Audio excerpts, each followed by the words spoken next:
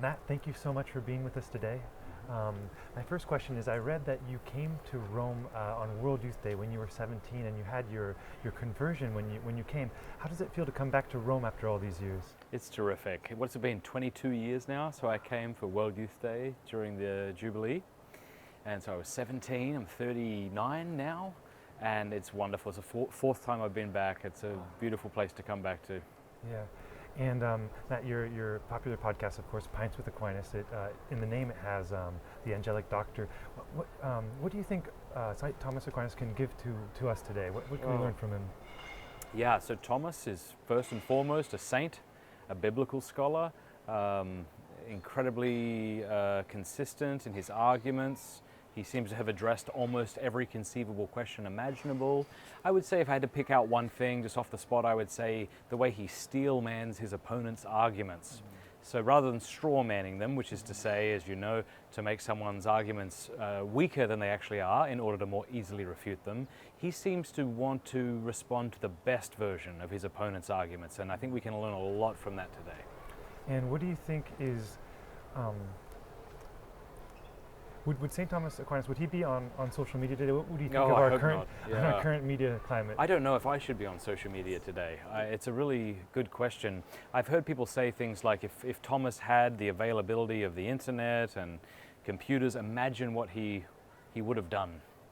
But I don't know if that's true. Maybe he would have just become boring like the rest of us, watching Joe Rogan videos and Netflix. You look at the beautiful St. Peter's behind us, you think, well, could we do that today with the tools we have?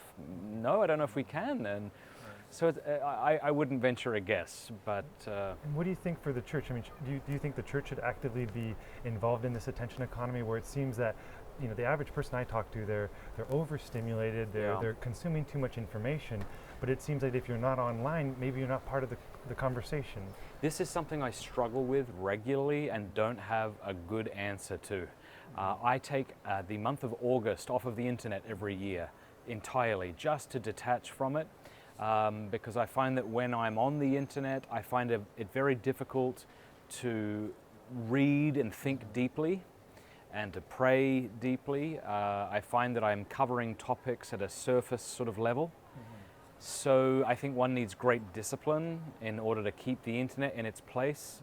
My fear is that algorithms and phones are much smarter than we are and are able to sort of hack our intellect and our emotions and act on our impulsiveness better than we're able to guard our impulses. So I'm sure this differs from one person to another. My wife seems to have a better ability to use the internet without feeling distracted. I don't like the internet, even though I know how ironic that sounds since I make my living on the internet, I evangelize on the internet. But one way I try to do it is I leave my phone in my office Friday night at least, and so I have the weekends at least with no phone. So people text me, I don't text them back. I go home and I read and I try to be with my children. And then Matt, you're a father. I just recently became a father. I have a 7-month-old. Congrats. Thank you. It's the most extraordinary thing in the world. And I grew up without really the internet. I mean, I had my first smartphone when I was 17. I read a lot. My mother's French, and so I had to kind of come into different contact with cultures by going there in person. And I think that one of the things that I'm worried about is that a lot of the young people I come across, they have experiences, but it's all virtual. And I think that's beautiful in the sense that you can have more information, you can be in touch with things and connect with people. But at the same time, you're overexposed to things that you maybe shouldn't be exposed to. And I know something that you've spoken a lot about is pornography. Seeing the generations go by and seeing your children grow older, what impact do you think this digital age has had on them and us, and what do you see going in the future? Well, I mean, I can only speak for my family. Our children, oldest is 14, down to 6. We have 4 children, or 8 rather. They change every year. It's difficult to keep up. They do not have smartphones. I would not buy that for them. We homeschool our children. We spend time with other families who also do not have smartphones, which can be very difficult. But this is partly why we moved to the area of the country that we are now in, so that we can live a more human life. And I would suspect that we're going to see more and more people becoming weird, like me, as people continue to feel the negative effects of technology, internet and smartphones, that more and more people are going to do this because I want to raise holy children, or at the very least interesting children. If they can't be holy, I'd like them to be interesting. And I think the internet's a great way to make your children boring and bland and uninteresting. I want my daughter, let's say, to learn how to journal about her feelings, to express them, not to publicize everything to the world, not to wonder what filter makes her face look the best or something like that. So I think if we want beautiful, interesting, holy children, then we should be very serious about regulating their internet use in a way that makes us look strange to the rest of the culture. Because if we don't look strange to the rest of the culture, that should be, why shouldn't we? We're Christians, we're supposed to be a little strange. I don't mean strange in the sense of odd or turning people off or something like that, sanctimonious. But our lives should look different, and I think it should look different in this area of online. And I heard that being Catholic is the new punk rock. Yes, I think if we're serious about our Catholicism, then yeah, countercultural in a way. Yep. And then Matt, I saw your incredible interview with George Farmer, and he was speaking, of course, about the media landscape, the social media landscape, and Parler.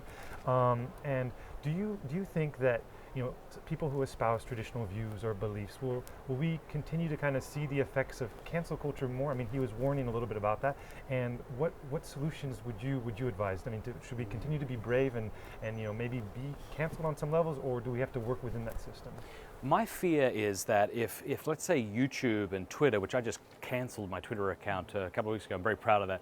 Let's say YouTube is like the new public square. My fear is that if we are too afraid to express opinions that will get us canceled, that silence will speak volumes. And so Catholics are no longer hearing why the church teaches what she does about human sexuality or something else.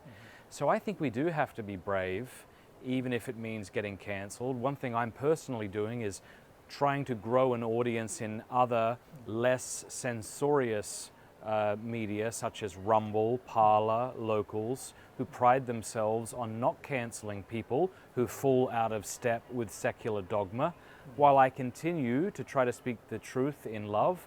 But I suspect it will indeed get worse, and we should expect to be cancelled and give glory to Jesus Christ if that happens. Easier said than done. I have almost 300,000 YouTube subscribers. If I find out tonight that I've been cancelled, that I don't know what I would experience.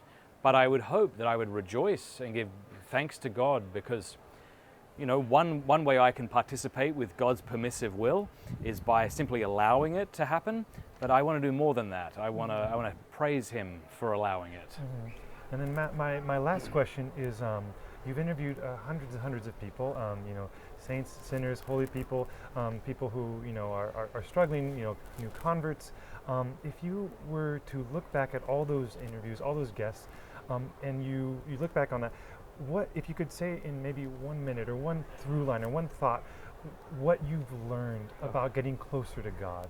What I personally have learned about getting closer to God? Oh my goodness. I would say that God is far better than I am, and He loves me far more than I love myself or can love other people, and that we live in a safe universe. Certainly a universe riddled with evils, but our Father's heart is so good, and He is not narrow the way we are. His heart is not wretched and small the way ours are. He loves us with a Father's love, and we can trust in that love. I can trust in that love, and I can abandon myself to Him because He's trustworthy, even in my own wretchedness. Because as deep as my own wretchedness is, His love is all the deeper. And I should never look to my wretchedness apart from looking at His love. That's the only thing that enables me to stand it. But that all is well and all will be well, and with God all manner of things will be well, I think. Beautiful. Well, Matt, thank you so much. Thank you for all the work you do. Yes, God bless you. Thanks. Thank you.